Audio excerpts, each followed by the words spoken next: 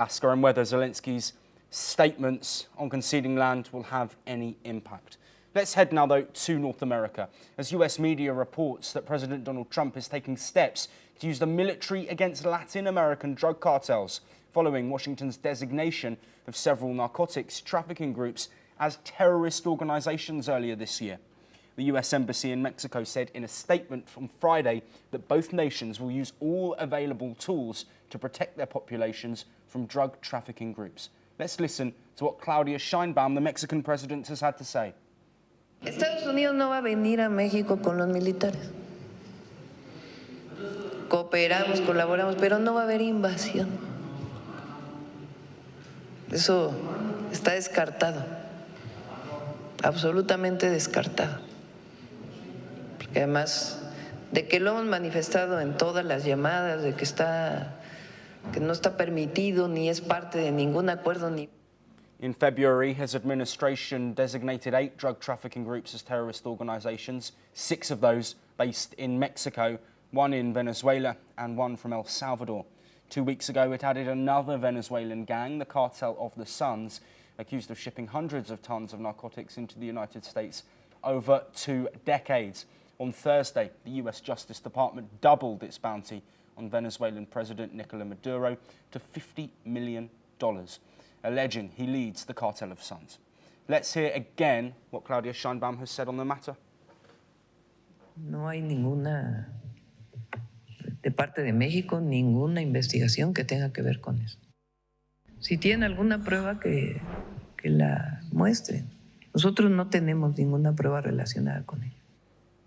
Mexico say they will not accept the deployment of US military forces on its soil to combat drug cartels. US Ambassador to Mexico, Ronald D. Johnson, said on X that both countries shared enemies and the violent criminal cartels is confronted by both countries.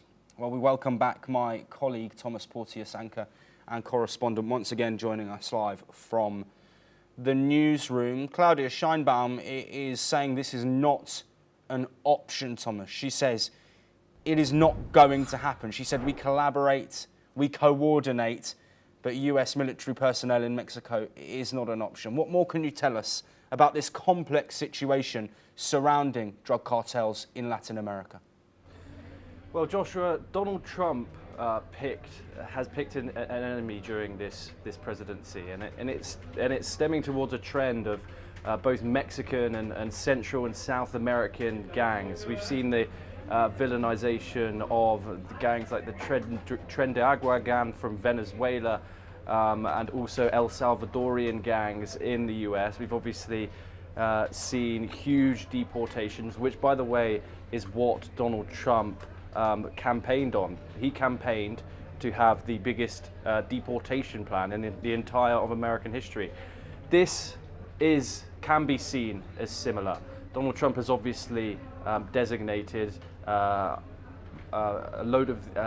substantial amount of these gangs as terrorist organizations, many of which operate in Mexico, of course, where cartel operations are rife. The drug manufacturing business in Mexico is rife. And so designating them as terrorist organizations then gives the ability to the US to then go and operate in Mexico and treat these gangs like terrorists. As you just said, Claudia Sheinbaum is saying no, these are internal affairs. The US military cannot get involved in this. President Sheinbaum is kind of walking the diplomatic tightrope here with Donald Trump. They obviously are very close neighbors, very important allies. And so Claudia Sheinbaum has been seen as conceding to Trump in many ways. However, this seems to be something she is very much standing her ground on. And yes, a huge development, and we'll see how this pans out. And if Donald Trump does send US troops to operate in Mexico to try and attack, and root out these gangs, which he now knows as terrorist organizations. Yes, and Thomas, let's briefly touch on Nicolas Maduro. Of course, we brought the news here on NewsX World that his bounty a US bounty on information leading to his arrest had doubled to $50 million. They say he is the leader of the Cartel of the Suns. Of course, it's not just Mexico that could be implicated in this. Other countries, El Salvador and Venezuela, also with designated terrorist organizations, according to the US, that are involved in drug transportation into the US. What's the political ramifications potentially if US troops are in Venezuela amid these tensions with Nicolas Maduro and the Trump administration? Well, there certainly are tensions there, Joshua. Nicolas Maduro won a election earlier on this year. However, many don't believe that the results of the election were accurate.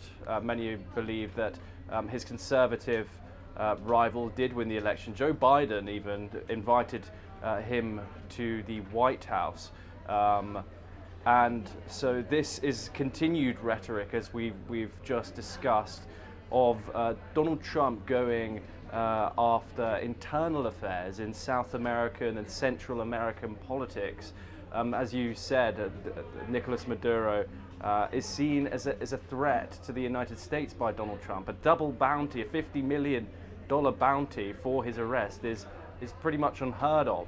And so, of course, we will have to see how this situation develops and their diplomatic ties move forward or draw back. We'll, of course, bring you any updates on that. Yes, absolutely. And Thomas, before we move on from this story, of course, we know that the US relations with El Salvador have strengthened massively. Of course, Nayib Bukele has been a key ally of Donald Trump. We've seen, of course, migrants going from the US and being housed in the Secot prison in El Salvador. Do you think that's potentially a starting point for the Trump administration? Do you think it might be easier for him to get military assets and military personnel within El Salvador and potentially help out Nayib Bukele with that situation of cartels? Well, of course, Nayib Bukele has been very, very much effective in dealing with the crime problem in El Salvador, something which the US president very much admires. We saw their meeting in the White House where Donald Trump was extremely complimentary of Nayib Bukele's leadership. There was even leaked audio of Donald Trump saying that there was a possibility of them sending US prisoners to the El Salvadorian prison. Yes, we will of course bring you all the updates in regards to that. And Secot is, of course, a huge mega prison in the middle of the El Salvadorian desert, and many people critique it, saying that criminals there don't face a fair trial. We've seen a very infamous case of Kilmar Arbredo Garcia, who has been sent to Secot, even though he was a legal migrant in the United States. So I don't think we've seen the end of the Nayib Bukele-Trump relationship, and we certainly will be some developments there, especially now that Nayib Bukele will stay in power, given the fact that they have amended the constitution to remove the two-term limit for the president. So I'm sure we'll see more Nayib Bukele and Donald Trump to come. Absolutely. Yes, Thomas, what amazing insights on that topic there. Thank you very much for it. Let's stay now with US President